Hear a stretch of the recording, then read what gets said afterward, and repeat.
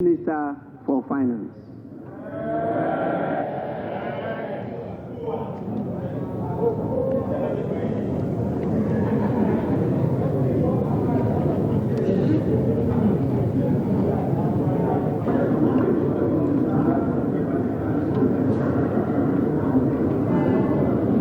Mr. Speaker, on the authority of His Excellency the President John Dramani Mahama, and pursuant to Article 179 of the Constitution and the other paper and the standing orders of the House, Order 1952, and today's order paper item 7. Mr. Speaker, I present to you the budget statement and economic policy of government for the year ending 31st December 2025. Right Honorable Speaker, today marks a moment of great significance, and I have the singular honor to stand before this House to present, on behalf of His Excellency President John Dramani Mahama, following his extraordinary mandate, the maiden budget of his new administration. Mr. Speaker, I'm deeply grateful to His Excellency the President for entrusting me with this responsibility. Respectfully, Mr. Speaker, I also submit to this House the following statutory report as required by law. The 2024 annual report on the petroleum funds, in line with Section 48 of the Petroleum Revenue Management Act 2011, Act 815, as amended, Mr. Speaker.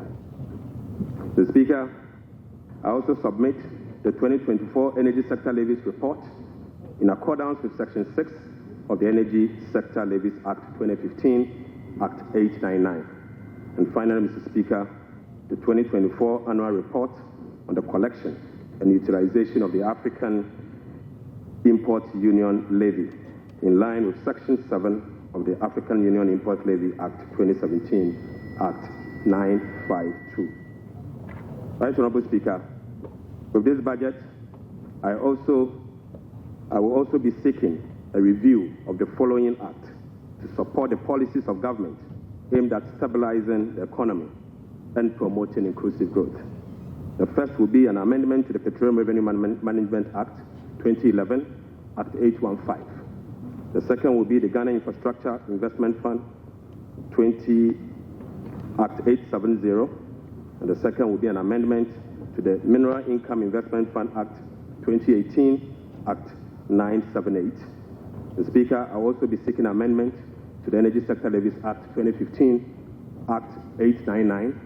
I will be seeking amendment to the Ghana Cocoa Board Act 1984, the PNDC Law 81, as amended. The Speaker, that's not all. I will also be seeking amendment to the Earmark Funds Capping and Realignment Act 2017, Act 947, the Ghana Procurement Authority Act 2003, Act 663, as amended in Act 914. Speaker, I will be seeking amendment to the Ghana Education Trust Fund Act 2000, Act 581. And finally, Mr. Speaker, I will also be seeking amendment to the Fiscal Responsibility Act 2018, Act 982, and incorporating into a comprehensive public financial management act. Mr. Speaker, I forgot to add that I will also be seeking amendment to the Revenue Administration Act 2016, Act 915. So, Speaker, we remain committed to the pursuit of our 24-hour economic policy as stimulating economic growth and job creation. Right Honorable Speaker, this policy will contribute to addressing Ghana's structural economic challenge by creating an integrated, efficient, and increasingly export-driven industrial economy that fulfills the utilization of our national resources, capital, and labor power. Right Honorable Speaker, will be presenting the 24-hour economic policy to Parliament in due course. In this respect, Mr. Speaker, the Labour Act, the Ghana Investment Promotion Act and other enabling legislations will be reviewed accordingly.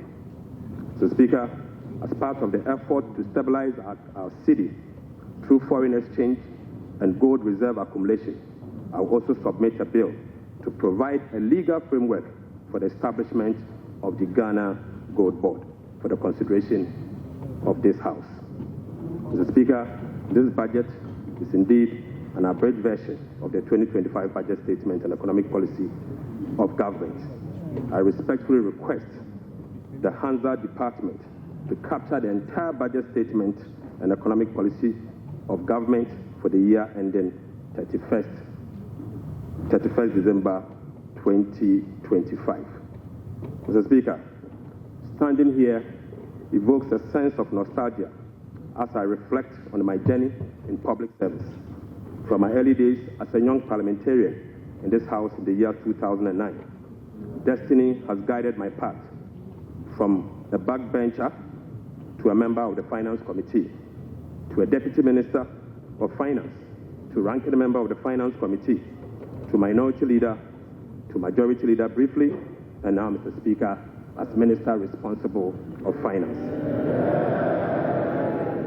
Right Honourable Speaker, the invaluable experience I gained in this chamber has shaped my perspective, sharpened my focus, and prepared me for the task at hand. I fully commit to supporting His Excellency the President to fix the economy of Ghana.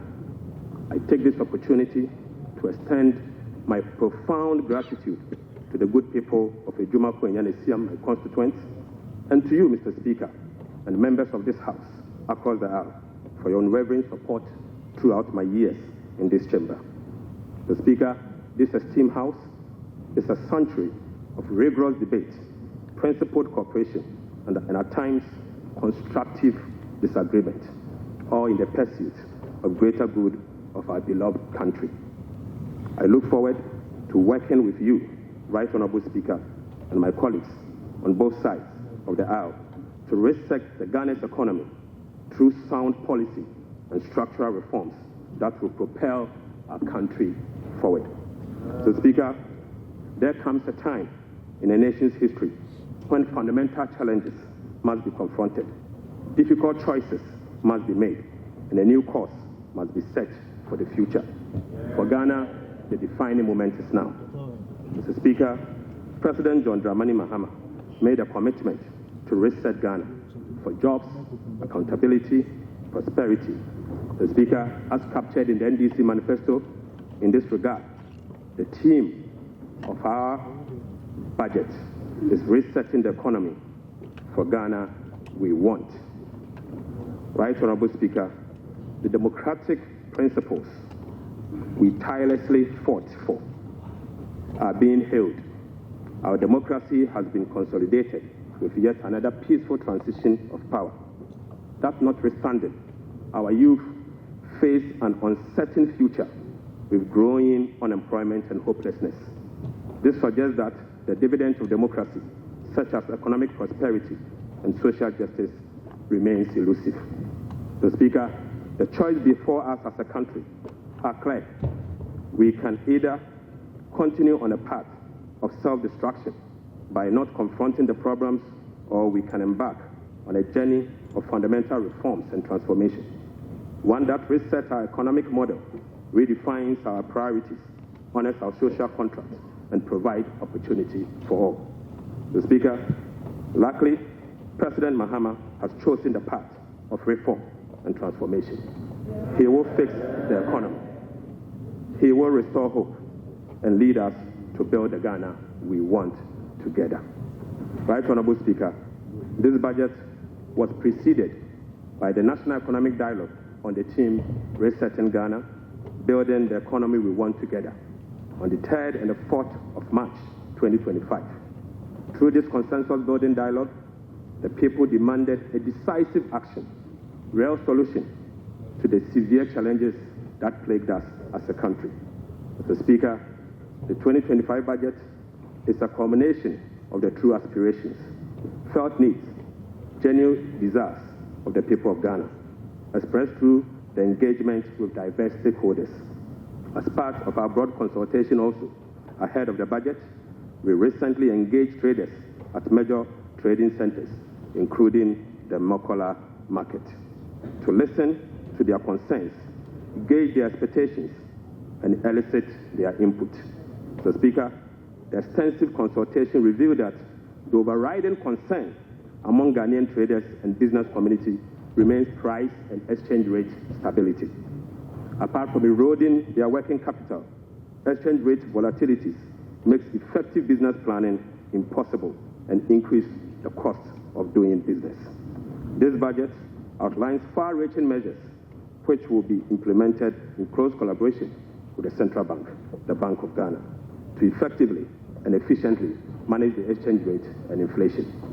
Mr. Speaker, we also engage the youth of Ghana in a dialogue on social media as part of our new budget consultation.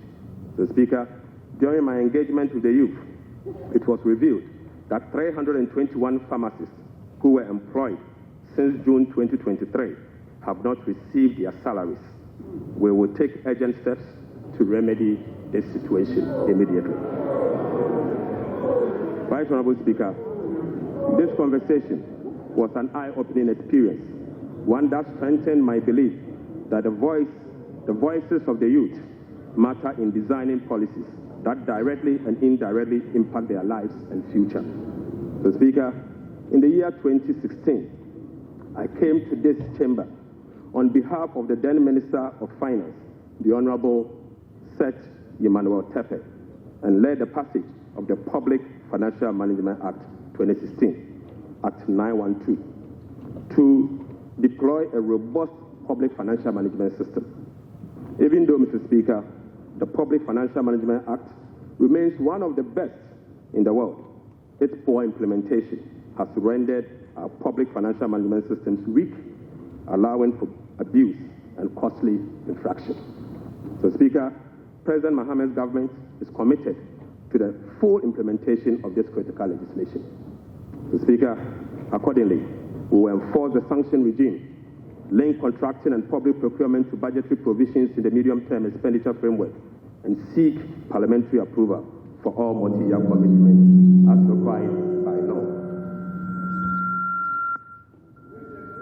Mr. Speaker, we will comply with the public procurement process and link them to approved budgets. We will also respect the limits of the appropriations as approved by Parliament. We will rationalize the management of the compensation of employees, including conducting headcounts across the country. Mr. Speaker, I now turn my attention or my focus to the state of the Ghanaian economy as at 31st December 2025. Right Honorable Speaker, Mr. Speaker, I now focus my attention on the state of the Ghanaian economy as at 31st December 2024. Mr. Speaker, hands on heart, we inherited an economy in deep crisis. Mr. Speaker, an economy hard hit with debt and beset by other fiscal challenges, such as large accumulation of MDRS, energy sector, shortfalls, and financial sector payments. Mr. Speaker, weak commitment control and reckless public spending have reversed the progress made in fiscal consolidation, even under the IMF program that commenced in the year 2023. Mr. Speaker, notwithstanding the gains made under the IMF-supported program that was to achieve through the painful sacrifice of domestic bondholders, external creditors, and taxpayers, the economy remains in distress. Right Honorable Speaker, key performance indicators to be assessed by the IMF staff in the upcoming fourth review of the program, scheduled for April 2025, such as the primary balance on commitment basis, inflation, social protection, and others, as at end 2024, are likely missed. Right Honorable Speaker, in addition, all structural benchmarks due by end December 2024 are also missed. Mr. Speaker, inflation worsened in the year 2024 from 23.2% in the year 2023 to 23.8% in 2024. Mr. Speaker, the 2024 end period inflation also exceeded the budget target of 15% by 8.8 percentage points and the IMF central target of 18% by 5.8 percentage points. Unfortunately, this has triggered a discussion with IMF under the monetary policy consultation clause. Right Honourable Speaker, the primary balance on commitment basis worsened from a deficit of 0.2% of GDP in the year 2023 to a deficit of 3.9% in the year 2024. Mr. Speaker, the primary balance on commitment basis target for 2024 was a surplus of 0.5% of GDP. Sadly, the previous government recorded a deficit of 3.9 percentage points of GDP. This presents a slippage of a whopping 4.4 percentage points.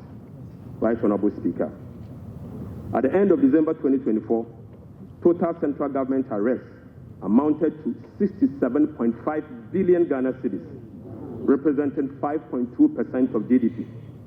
The Speaker, with the road sector recording an arrest of 21 billion Ghana cedis.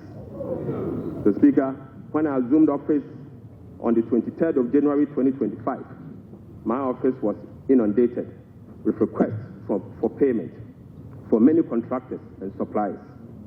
To ascertain the total arrest and outstanding payment for all MDAs, the Ministry of Finance decided to formally request all MDAs on the 28th of January 2028 to submit information on all arrests and outstanding claims for validation. Subsequently, Mr. Speaker, the Ministry of Finance held a special hearing with the MDAs to validate the arrests that were submitted for payment. The response from the MDAs and the validation revealed that a staggering amount of 67.5 billion Ghana cedis is owed to government contractors and suppliers. Mr. Speaker, this consists of MDA's outstanding interim payment of invoices worth 49.2 billion and bank transfer advice at the Controller Accountant General worth 18.3 billion Ghana cedis. Mr. Speaker, this 67 billion excludes $1.73 billion owed to independent power producers. This 67 billion also excludes 68 billion Ghana cedis owned by the Electricity Company of Ghana to contractors. Mr. Speaker, this 67 billion also excludes the 32 billion owned by the Ghana Cocoa Board to contractors. And Mr. Speaker, this 67.5 billion also excludes the 5.75 billion owned by the Ghana Road Fund to various contractors. Right Honourable Speaker, the Bank of Ghana is also seeking an amount of 53 billion Ghana cedis as bailout to be able to address their negative equity challenge that they face.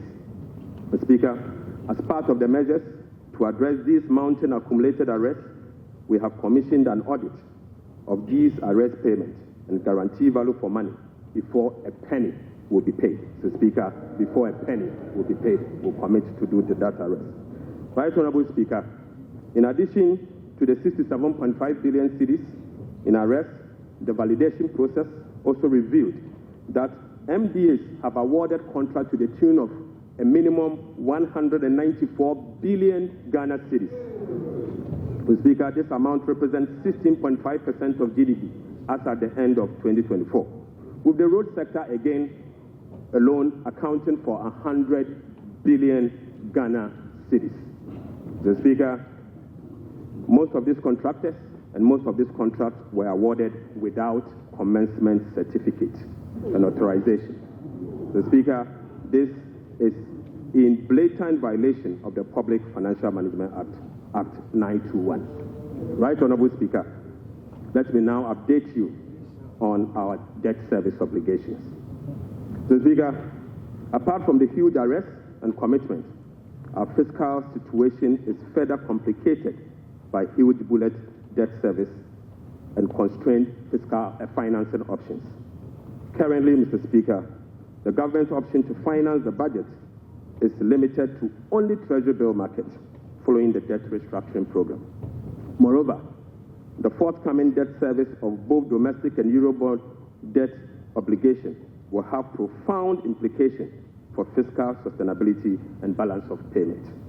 Right Honorable Speaker, domestic debt service alone, programmed for the next 4 years, is 150.3 billion Ghana cedis. The Speaker, simply put, the interest and principal payment that will be due for payment beginning now for the next 4 years is 150.3 billion Ghana cedis. This represents 11.6% of GDP in domestic debt service obligation alone. The Speaker, of this 150 billion Ghana cedis, 73.3% of this 150 billion Ghana cedis is due for payment in the year 2027 and 2028. Right Honorable Speaker, 2027 alone, the domestic debt service that will be falling due will be 57.6 billion, and 2028 will be made to call upon to pay 52.5 billion Ghana cedis. So, Speaker, the debt service obligation of 2027 and 2028 are major harms. These harms are cancerous and pose significant risks to the economy of Ghana. But, Mr. Speaker, touch wood, we shall fix it. We shall fix it. Mr. Speaker, our debt service obligation of this financial year is equally burdensome with significant harms. February, we were called upon to pay 9.9 billion. July, we'll be paying 6.2 billion, and August, we'll be paying 10.1 billion, all this year. Right Honorable Speaker, the fiscal challenges are further compounded by the significant short-term treasury bill that we also inherited. So, Speaker, these obligations, totaling about 111.1 billion Ghana cedis, requires rollover week in, week out, placing additional pressure on cash flows and liquidity requirements. Mr. Speaker, beyond the domestic maturities, Ghana faces significant external debt service obligations for the next 4 years. In the next 4 years, will be made to call upon to pay $8.7 billion representing 10.9% of GDP, with heavy concentration again in the year 2027 and 2028. Again, Mr. Speaker, 55% of this external debt service will be due in the year 2027 and 2028. Right Honorable Speaker, in the year 2027, we'll be made to pay $2.5 billion, and 2028, we'll have to again pay $2.4 billion. Right Honorable Speaker, it seems the debt restructuring undertaken by the previous administration was designed to make 2027 and 2028 debt repayment heavy, sadly. So, Speaker, I don't know how come we sat and allowed that design to happen. So, Speaker, that is cancerous. But I can assure you, we will fix it.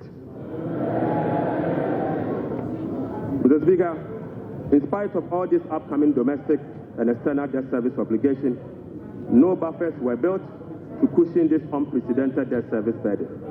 So, Speaker, as of 7 January 2025, the debt service reserve account, the sinking fund in dollar, has a balance of $64,000. So, Speaker, when we were leaving office, we left behind $319 million in that same account. So, Speaker, the debt service reserve CD account had an amount of 143 million Ghana cedis. Right Honorable Speaker, when we were leaving office, the balance was 430 million Ghana cedis. So, Speaker, I now move you to stalled project. So, Speaker, due to the bilateral creditors' debt restructuring that is ongoing, undertaken by previous administration, a staggering number of 55 projects have been halted. So, Speaker, this leaves a massive amount of $3 billion in undisbursed loans and about $300 million in outstanding interim payment certificates, IPCs. Some of these projects include the famous Ifia Kwanta Hospital, the Kejetia Market Phase 2, the Bolgatanga Boko Pomacrom Road, and the Tema Aflawa Road project. Delayed payments and demobilization from site could result in cost overruns of over $1.1 billion.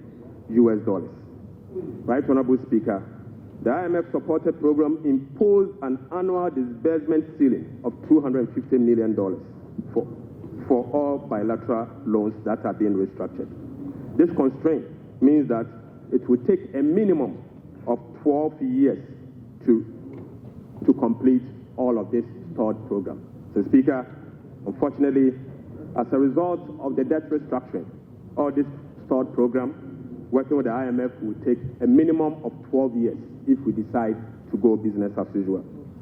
We'll be engaging in the coming days to resolve this challenge. So, Speaker, I now take you to the famous energy sector fiscal risk. Mr. Speaker, the increase in energy sector financing shortfall is posing significant risk to the Ghanaian economy. In the year 2024, the Ministry of Finance supported the energy sector with payments of about 20.8 billion Ghana cedis. These resources could have been used for job creation and other development programs, like roads, schools, and hospitals, if the sector inefficiencies were resolved. Mr. Speaker, a recent exercise conducted by the Energy Sector Financing Modeling Team under the Energy Sector Recovery Program, ESRP, revealed that the business-as-usual energy sector financing shortfall has increased significantly to about 35 billion Ghana cedis for the year 2025 alone, even after spending in excess of 20 billion cedis in the year 2024. Right, Honorable Speaker, more importantly, the shortfall for the period 2023 to 2026 has been estimated to be about 140 billion Ghana cedis. Mr. Speaker, this amount is 20 times more than the allocation for goods and services for all MDAs in the year 2025. Mr. Speaker, in addition, the energy sector shortfalls, which relate to current invoices that are largely unpaid legacy arrests due to the independent power producers. Mr. Speaker, the legacy arrests stood at $1.73 billion as at end 2024. Right, Honorable Speaker, the cocoa sector, which has long been the backbone of the Ghanaian economy, is sadly on its knees, owing to gross mismanagement. Mr. Speaker, the sector faces declining output and financing challenges, characterized by unsustainable debt, rollover cocoa contract risk, and quasi-fiscal expenditures, including cocoa roads, which, Mr. Speaker, is a non-core function of the Ghana Cocoa Board. Right, Honorable Speaker, cocoa production has dropped by nearly 50% over the past 3 years. In the year 2023-2024 crop season, Cocoa Board was unable to supply 330,000 tons of cocoa to meet its contractual obligation. This sharply decline has affected the finances of Ghana Cocoa Board. This undersupply has been rolled over for subsequent years for the new administration to pay. So, Speaker, these 2023 to 2024 forward sales contracts, locked in at lower prices than the current market rates, have resulted in revenue losses of about $840 million for both Ghana Cocoa Board and the impoverished cocoa farmer. Right, Honorable Speaker, the rollout cocoa contracts has resulted in a loss of $495 million for the year 2025 alone. These are the risks in relation to the market price differentials and, as a result, causing the smuggling that we see with Ghana Cocoa Board. So, Speaker, Cocoa Board outstanding debt amount to 32 billion Ghana cedis, of which 11.92 billion is due to be paid in the year 2025. Outstanding cocoa road contracts reached 21 billion Ghana cedis, approximately $1.3 billion in the year 2024, of which only 4.4 billion has been accounted for in Cocoa Board's finances for the year 2025. So, Speaker, the financial sector still struggles even after spending 30.3 billion in the financial sector cleanup exercise by end 2024. This includes 26.9 billion Ghana cedis after spending this amount in the bank.